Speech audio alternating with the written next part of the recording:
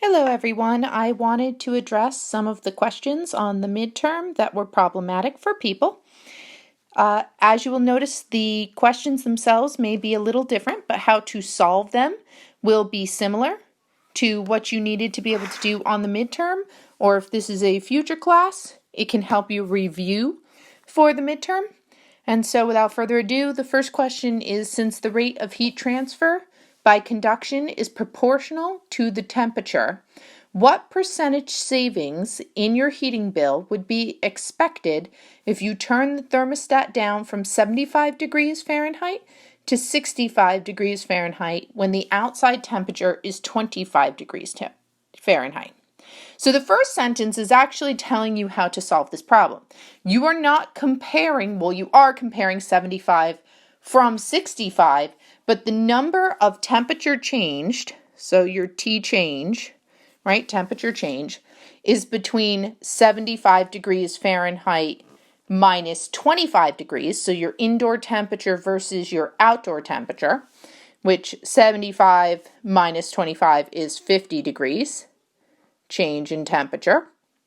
And the change in temperature by turning the thermostat down to 65 is 40 degrees Fahrenheit. The question is asking for the percentage change. If 50 degrees Fahrenheit is my 100%, 40 degrees difference would be 20% savings. I would save 20%. So I hope you see how to solve that problem, and I will put a little race on my board and continue with the next problem. So my next problem is a net force of 30 newtons is applied to a block with a mass of 10 kilograms.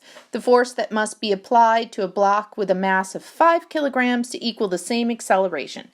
So I want to apply a certain amount of force to make the acceleration equal.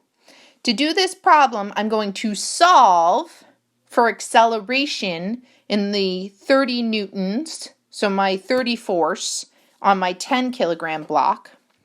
So I'm going to take my 30 newtons, and then remember that that's kilograms by your meters per second squared.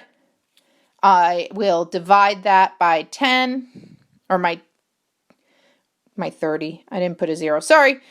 10 kilograms. Sorry, funny stylist writing there. Didn't register. I will end up with 3. Stylist. I'm really having problems with my stylist. I'm so sorry. 3, and now I'm going to just put it into the next problem, where I'm going to do my mass times my acceleration.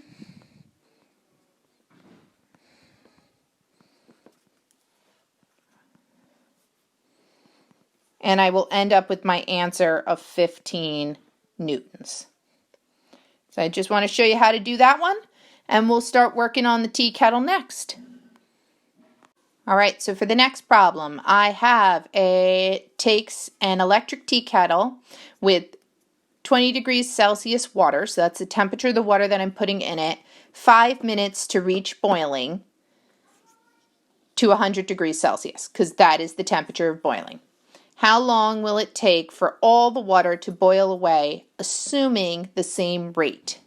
And then they gave me some information below. They gave me my equation, which I'm going to solve for Q. They gave me the specific heat of water in joules, in kilojoules, in kilograms, in degrees Celsius, which is great. I won't have to change the units of my temperature. And they gave me the solutional amount for every kilojoule of water, or for every kilogram of water, I require 2,260 kilojoules. So I'm going to start to put my information into my equation, my Q equals equation. So the first thing I'm going to do is just subtract my 100 degrees Celsius minus my 20 degrees Celsius water just to get my change in temperature. So this is going to get my change in temperature, which is my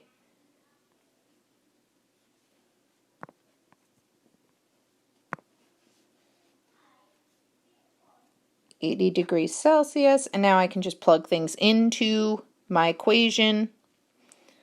I gotta readjust my screen. Sorry about that. Wonky, but it's working. Here we go. So, my mass, I don't know how much is in the teapot, so we can just put in a false 1 for my solutional. I know my specific heat is 4.186, and that is in kilojoules, kilograms, degrees Celsius, and that is all times my change in temperature, 80 degrees Celsius. I'm going to clean up my units and just say this and this, and I'm going to start solving. So when I times all this up, I get 334.88 kilojoules per kilogram, and that is going to answer, because we're trying to answer for time, my question of vaporization. So this is actually a Q of vaporization per kilojoule per kilogram. And this is going to give me how many times I can vaporize water per kilojoule per kilogram, and I do this over a time of 5 minutes. So this is all over a time of 5 minutes. So the first thing I'm going to do is just divide this number into here. I'm going to divide this number into here. When I go to divide, I will also be able to cross out these units. So these units are going to go away.